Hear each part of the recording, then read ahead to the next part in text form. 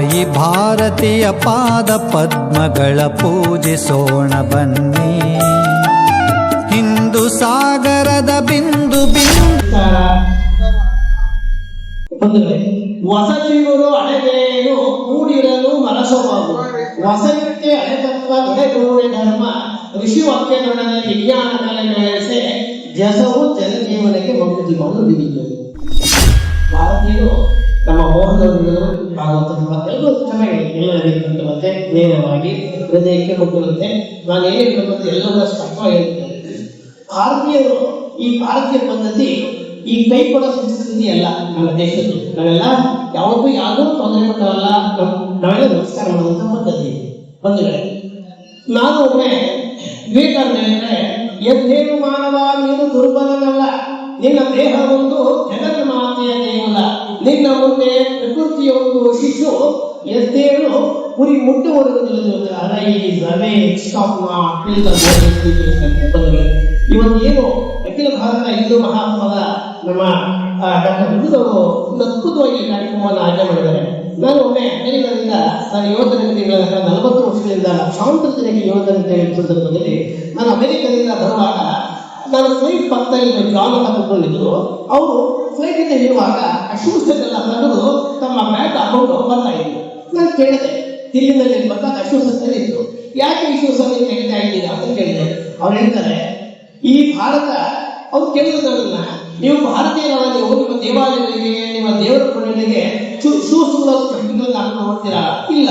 ಅಂದ್ರೆ ಈ ಭಾರತ ಈ ವಿಶ್ವ ಹೇಗಿದೆ ಅಂದ್ರೆ ಈ ಭಾರತ ಮಾತೆ ವಿಶ್ವಕ್ಕೆ ಇದೊಂದು ದೇವಾಲಯ ಇದ್ದಂತೆ. ಈ ದೇವಾಲಯವನ್ನ ಈ ಶೂಸಕ್ಕೆ ಇಷ್ಟ ಇಲ್ಲ. ಚಪ್ಪಾಳೆ ಹೊಡೆಯುವಂಥ ದೇಶದಿದ್ದೀವಿ, ಎಂತ ಪವಿತ್ರವಾದ ಭಾರತದಿದ್ದೀವಿ. ಮಾವೋತ್ಸೆ ತುಂಬಿರತಕ್ಕಂಥ ಒಬ್ಬ ನಾಸ್ತಿಕ, ದೇವರ ಬಗ್ಗೆ ನಂಬಿಕೆಯಿಲ್ಲಂತ, ಪುನರ್ಜನ್ಮದ ಬಗ್ಗೆ ನಂಬಿಕೆಯಿಲ್ಲಂತ ಮಾವೋತ್ಸೆ ತುಂಬಿ ಇರ್ತಾನೆ. ಅತ್ಯಂತ ಕೆಟ್ಟ ಮನುಷ್ಯ. ಆತ ಹೇಳ್ತಾನೆ, ತನ್ನ ಕೊನೆಯ ದಿನಗಳಲ್ಲಿ ದೇವರ ಬಗ್ಗೆ ನಂಬಿಕೆ ಇಲ್ಲದಂತ, ಪುನರ್ಜನ್ಮದ ಬಗ್ಗೆ ನಂಬಿಕೆ ಇಲ್ಲದಂತ ಮಾವೋತ್ಸೆ ತುಂಬಿ ಹೇಳ್ತಾನೆ. ತನ್ನ ಕೊನೆಯ ದಿನಗಳಲ್ಲಿ ಅವ್ರು ಹೇಳ್ತಾರೆ, ಪ್ರಜೆ ಉದ್ದೇಶಿಸಿ, ನೀವೇನಾದ್ರೂ ಈ ಜನ್ಮದಲ್ಲಿ ಒಂದು ಒಳ್ಳೆ ಕೆಲಸ ಮಾಡಿದ್ರೆ, ಒಂದು ಪುಣ್ಯ ಕೆಲಸ ಮಾಡಿದ್ರೆ, ನೀವು ಮುಂದಿನ ಜನ್ಮದಲ್ಲಿ ಭಾರತದಲ್ಲಿ ಭಾರತೀಯರಾಗ್ತೀರಾ ಅಂತ ಹೇಳ್ತಾರೆ. ಚಪ್ಪಾಳೆಲ್ಲರೂ ಭಾರತೀಯ ಉನ್ನದೇ ಒಂದು ಪುಣ್ಯ. ನಾವೆಲ್ಲ ಹಿಂದೂ ಸಾಗರದ ಬಿಂದು ಬಿಂದುಗಳೇ ಒಂದು ಗೂಡುವ ಬನ್ನಿ ಮಾಡಿದ್ರೆ ಎಲ್ಲ ಚಿತ್ರವಾಗಿದ್ದೀವಿ. ಭಾಷೆ, ಜಾತಿ, ಧರ್ಮಗಳೆಲ್ಲ ಎಲ್ಲ ವಿಚಿತ್ರವಾಗಿ ಹೋಗಿದ್ದೀವಿ. ಬಂದರೆ ಮಹಾತ್ಮ ಬಸವಣ್ಣ ಹೇಳಿದ್ರು, ಇವ ನಾನವ ಇವ ನಾನವ ಇವ ನಾನವನ ಜನಯ್ಯ, ಇವ ನಮ್ಮವ ಇವ ನಮ್ಮವ ಇವ ನಮ್ಮವನ ಜನಯ್ಯ. ನಾವೆಲ್ಲರೂ ವಿಶ್ವಾಸ ಮಕ್ಕಳು, ನಾವೆಲ್ಲರೂ ಒಂದು ಮಾತುಗಳು. ಇವತ್ತು ಏನಾಗಿದೆ, ಬೇರೆ ಶಿವರೇ ಬೇರೆ, ಲಿಂಗಾಯತರೇ ಬೇರೆ, ಕುರುಬರೇ ಎಲ್ಲ ಒಡೆದು ಹೊರಟಾಗಿದ್ದೀವಿ. ಏನು ಬ್ರಿಟಿಷ್ ಕೊಟ್ಟಂತ ಮೆಕೈಲೆ ಕೊಟ್ಟಂತ ಶಿಕ್ಷಣ ಪದ್ಧತಿಯನ್ನ ನಾವು ಇವತ್ತು ಅನುಸರಿಸ್ತಾ ಇದ್ದೀವಿ. ನಮಗೆ ಅಂತ ಶಿಕ್ಷಣ ಬೇಕಿಲ್ಲ, ನಮಗೆ ಗುರುಕುಲ ಶಿಕ್ಷಣದ ಅವಶ್ಯಕತೆ ಇದೆ. ನಾವೆಲ್ಲರೂ ಗುರುಕುಲವನ್ನು ಬೆಳೆಸ್ಕೊಳ್ಳೋಣ. ಗುರುವಿನ ಗುಲಾಮನಾಗುವ ತನಕ ದೊರಕದ ಮುಕ್ತಿ. ಇವತ್ತು ಸಾವಿರಾರು ಗುರುಗಳ ಪದ್ಧತಿ ಹೊರಟಿತ್ತು. ತಕ್ಷಿಣ ನಳಂದ ಅತ್ಯಂತ ಮಹಾನ್ ವಿಶ್ವವಿದ್ಯಾಲಯಗಳೆಲ್ಲ ಎಲ್ಲ ಸರ್ವನಾಶ ಆಯಿತು. ಆದ್ರಿಂದಲೇ ಎಲ್ಲ ತೊಂದರೆ ಕಾರಣವಾಗಿದೆ.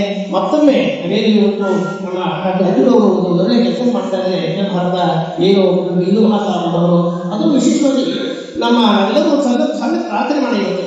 ಅವರು ಮಾತು ಕೇಳ್ತಾ ಹೇಳ್ತಾ ಎಂಥ ಅದ್ಭುತವಾದ ಮಾತುಗಳು, ಎಂಥ ವೀರವಾಡಿ. ನಾವು ಆಧುನಿಕ ವಿವೇಕಾನಂದನೇ ನೋಡ್ತಾ ಇದ್ದೀವಿ. ಏನೋ ಅಷ್ಟು ಸಫಲವಾಗಿ ಎಂಥ ಮಾತುಗಳು, ಎಲ್ಲರ ತೆಗೆದುಕೊಂಡಂತೆ ನೇರವಾಗಿ ಹೃದಯಕ್ಕೆ ಕೊಡುವಂತಹ ಮಹಾವಾಕ್ಯಗಳು. ಇನ್ನು 100 ವರ್ಷಗಳ ಕಾಲ ಮೋಹನರು ಕೂಡ ಚಿಕ್ಕ ವಯಸ್ಸು, ಇನ್ನು ಕೂಡ 100 ಬಗ್ಗೆ ಅನಂತ ಸೇವೆಯನ್ನು ಮಾಡ್ತಾರೆ. ನೀವೆಲ್ಲರೂ ಕೂಡ ಮಾಡಿ ಬೆಳಗ್ಗೆಯಿಂದ ಸಂಜೆ ತನಕ ನಾವು ಇಂಥ ಶುದ್ಧವಾದ ಕಾರ್ಯಕ್ರಮ ಮಾಡಿದ್ದೀರ. ನಿಜವಾದ ಭವಿಷ್ಯ ಯಾರು ಚಾಗದ ಭೋಗದ ಗೇಯದ ಗುಟ್ಟಿಯ ಅಲಂಪಿನ ಇಂಪುಗಳಿಗೆ ಆಧಾರವಾದ ಅನಸರೇ ಕಾಣಿಸ್ತದೆ ಅಂತ ಹೇಳ್ತಾರೆ. ಅದರಿಂದ ನಾವೆಲ್ಲರೂ ಭಾರತದಲ್ಲಿದ್ದೀವಿ. ಪುಣ್ಯ ಕೆಲಸ ಮಾಡೋಣ, ಭಾರತ ಉಳಿಸ್ಕೊಳ್ಳೋಣ. ಗುರುಕುಲ ಶಿಕ್ಷಣ ಬೆಳೆದಿ, ಆ ಗುರುಕುಲವನ್ನು ನಿರಂತರವಾಗಿ ಬೆಳೆಯಲಿ. ನಾವೆಲ್ಲರೂ ಭಗವಂತ ಒಳ್ಳೇದು ಮಾಡಲಿ ಅಂತ ಇಂಥ ಒಂದು ಕಾರ್ಯಕ್ರಮ ಆಗಿ ಮಾಡಿದಂತ ಎಲ್ಲ ಪದಾರ್ಥಗಳು ನಿಮ್ಗೆ ಒಂದು ಸುತ್ತ ನನ್ನೆರಡು ಮಾತನಾಡ್ತಾ ಇದ್ದೀನಿ. ನಮಸ್ಕಾರ.